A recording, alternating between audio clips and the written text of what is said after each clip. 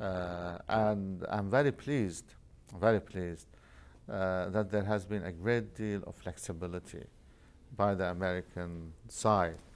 I mean, one issue of immunities, for instance, that was very controversial was the immunity for private contractors. Will you accept any immunity for private contractors? No, absolutely not. Will you make sure the agreement states explicitly that there will be no immunity? Absolutely. There would be no immunity whatsoever for private contractors because of what we've gone through with them in the past and because of the sensitivities to the Iraqi people. Is that a demand the U.S. has accepted? It has accepted now.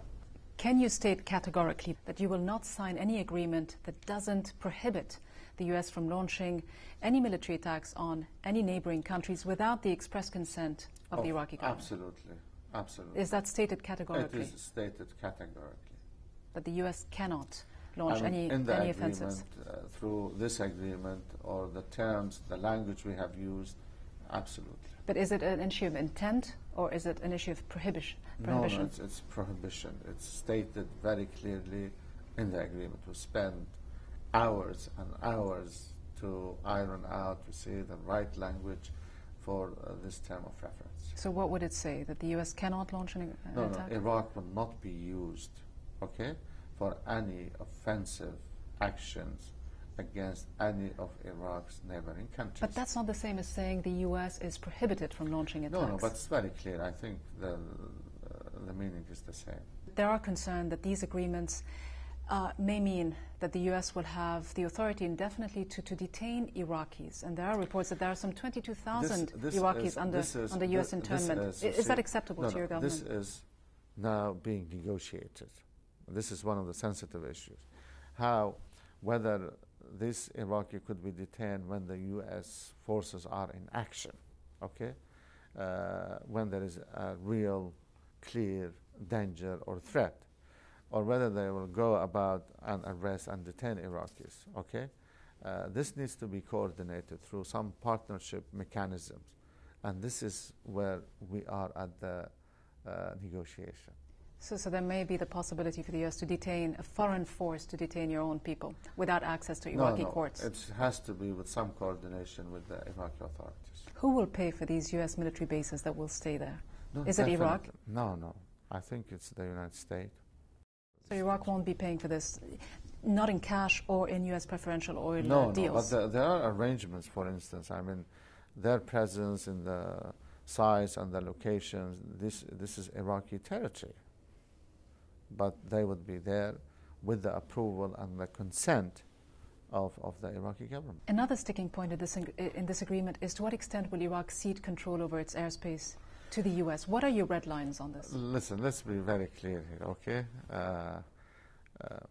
The Americans have been very candid, direct with us. If we as Iraqis have the capabilities, the technical means to be able to control our airspace, they will hand it over to us today instead of tomorrow. Now, Iraq is incapable of doing it.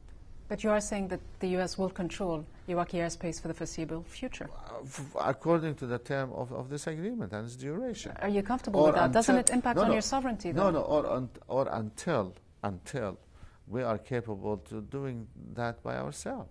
But isn't that a major issue of sovereignty? No. It's an issue of sovereignty, but at the same time, this is mandated by the Security Council resolution, according to the term of reference for the international legitimacy that has authorized this to be there and to do it.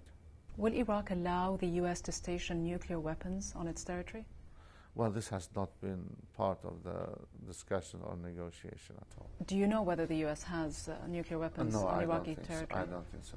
It's an important issue for the Iraqi people to know. I know, absolutely not. You don't think so, or you know for a fact that they don't? In fact, we are trying to get rid of the remnants of Saddam's nuclear program, let's say, or the yellow cake, you see, to send it away from Iraq. But you say you don't know, Mr. Minister. Do you not know, or do you know for a fact that the U.S. does not have nuclear weapons? I really don't know. I doubt it very much also. But you're not... No. Okay. You're not 100% sure? No. As far as I know, according to my information, no.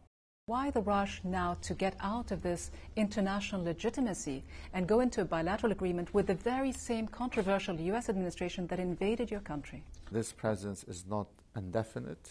The day will come when there would be no foreign troops or American troops on Iraqi soil.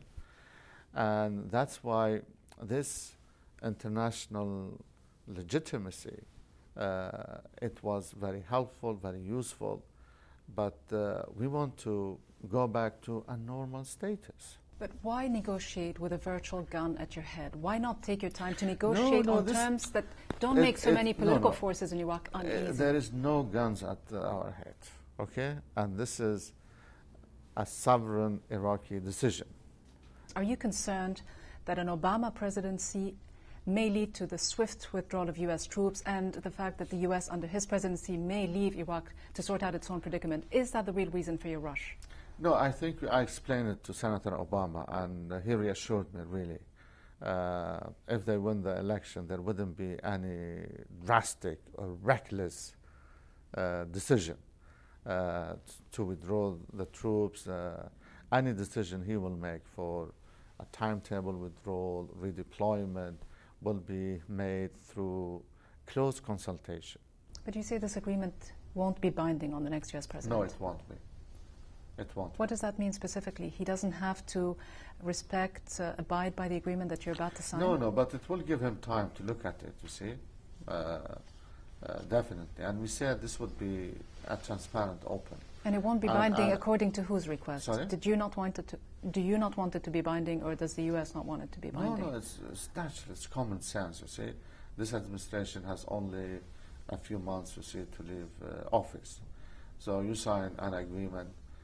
The next administration is taking office, you see, soon, also early next year. But why not wait till that happens?